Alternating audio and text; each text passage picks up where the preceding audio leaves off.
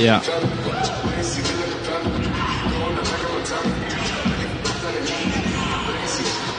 Just a true testament of how tremendous for both of these teams to execute this. And, of course, just a handful of players for both these teams who were fortunate enough to be entering the league as Kobe finished up his last couple of seasons. And as we said, EJ, the chance of talk one out apropos here, right? Kawhi, obviously a lot of emotion for everyone tonight coming into this game. How are you guys able to stay focused? Oh, man, you know, just wanting to win the game, want to finish out the road trip great. You know, just knowing him personally, I know he'd have wanted me to come out here and try to ball and, you know, still just be great. So, you know, that's what I tried to do tonight. Can you describe the mood amongst your teammates? I mean, everybody's sad, you know what I mean? You know, words can explain his impact he had on this floor. You know, the emotional impact he had on everybody, you know what I mean? You know, we're a team from LA, so we know LA's history with him. And, you know, I mean, it's just sad. It seemed like both teams tonight, both the Clippers and the Magic, came out a little out of sorts, probably because of the news today. What was the key in getting you guys to recover and to win this game and end the road trip on a positive?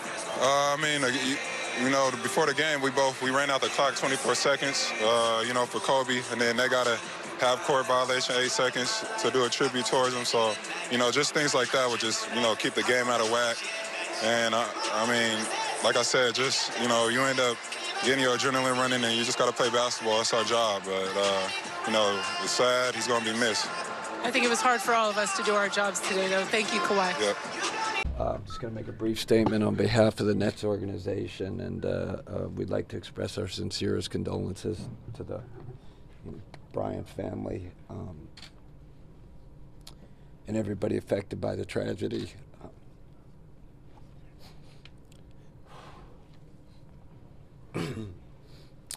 As an organization, we're devastated. Our players are devastated.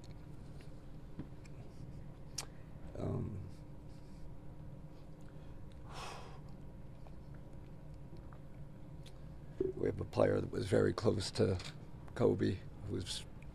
That's our thoughts and prayers are with him also. Just a tough time for the NBA, for all of us. But that's really all I have to say. Nothing. Thank you. And you got to imagine, you know, how hard it is to do your job at that point, right? Because you're not thinking about work, you don't think about profession, you don't think about points or anything like that. You think about life and what's really important, the bare necessities for you as a human being, and how fragile and how all that can be gone in a split second. So, you know, I thought that everyone did a tremendous job of stepping up and trying to put, you know, everything together. But at the same time, it was you know, you think about, you know, his family and his friends and the situation that they're going through. So you just want to go home and kind of kiss your kids and your wife, and, you know, the rest is just irrelevant right now. Would you? We are all in shock.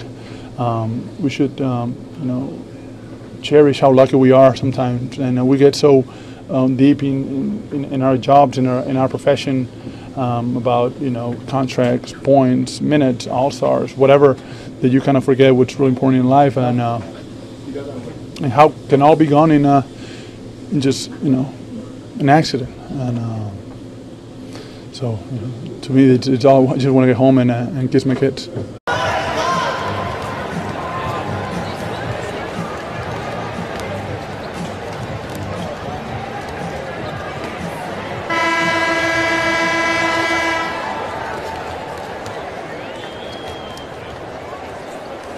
it looked like he was the happiest he's ever been after basketball. Him and Gigi's relationship was, I mean, everybody saw it. That's all he posted about.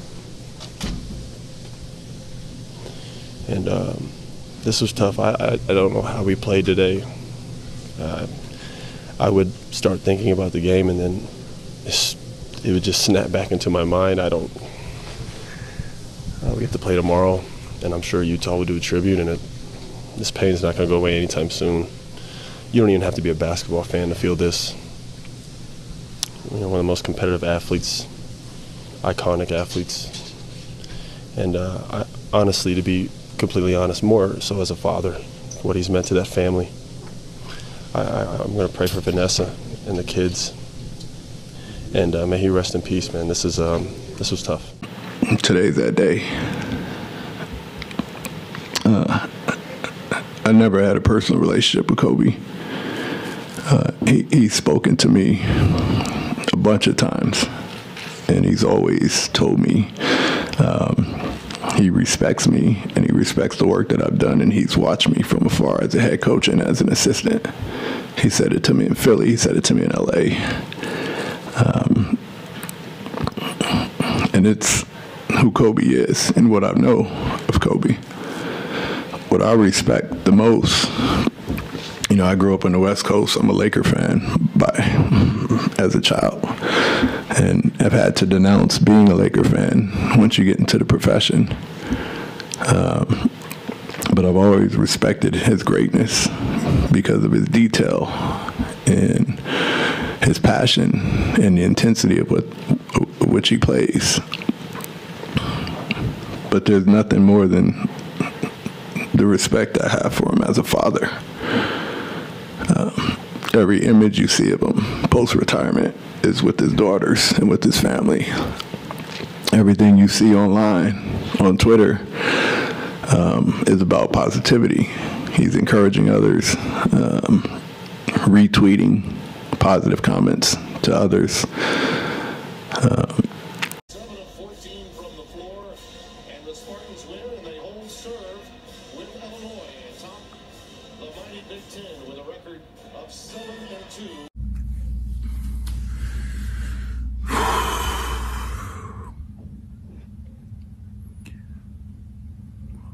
Today is one of the saddest days in my lifetime. It seems like a bad dream that you just want to wake up from. It's a nightmare.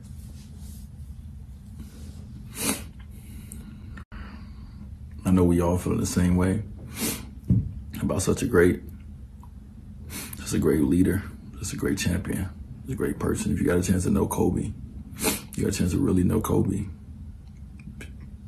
ain't nobody better, man. Emotions are all over the place. These are the moments when you ask why. And that's the way I think a lot of us feel here tonight. Just don't feel like broadcasting. I know a lot of the players, don't feel like playing. It's just a sad, sad day. Yeah, you're right, Mike. Like I said, it was like a shot, man, to you. Tyson Chandler played with Kobe. Right? He played. He had a couple of different stints with the Lakers. He's been like that. I don't have a lot to say. Lots of flowers, and obviously the whole league has been reeling. How would you describe kind of? I haven't. Listen.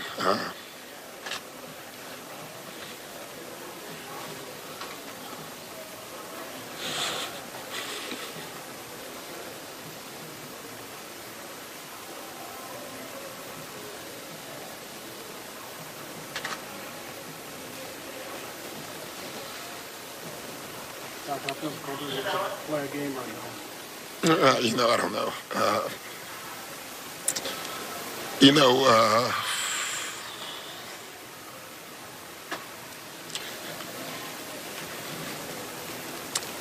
I just don't have a lot to say. The news is just devastating to everybody who knew him, known him a long time. And You know, he means a lot to me, obviously. You know, he was such a great opponent, you know. It's what you want in sports. He had that DNA that very few athletes can ever have. You know, the Tiger Woods and the Michael Jordans. You know, it's funny. I was getting to know him more since he retired. You know,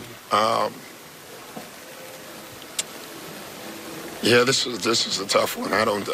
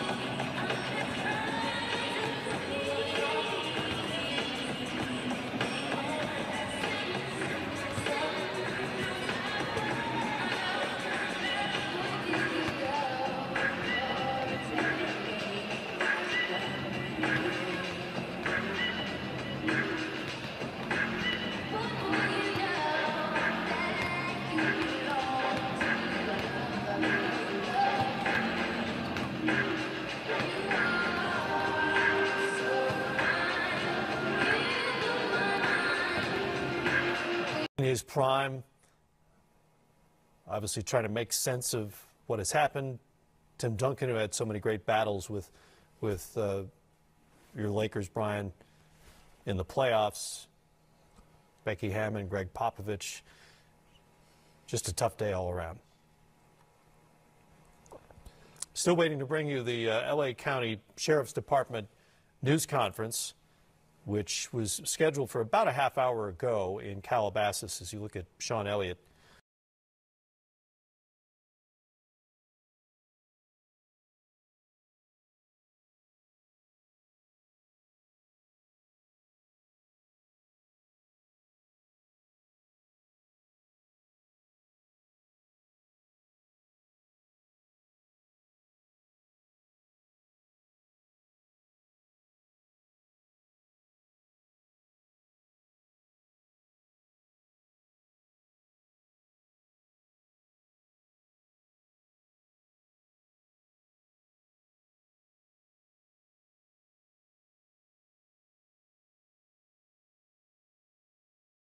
With the tragedy of losing Kobe and Gianna Bryant, he was very much a fan of yours. He's talked about it before. What did he mean to you growing up? He meant a lot to me growing up. I respected the hell out of him. I mean, you just hate to see it happen like that. To him and his daughter, I send my prayers, my condolences. I couldn't focus at first when I first heard the news. It was tough getting out there at first, but, man, I just send my prayers for the family. I'm sorry it happened like that. You certainly were able to focus.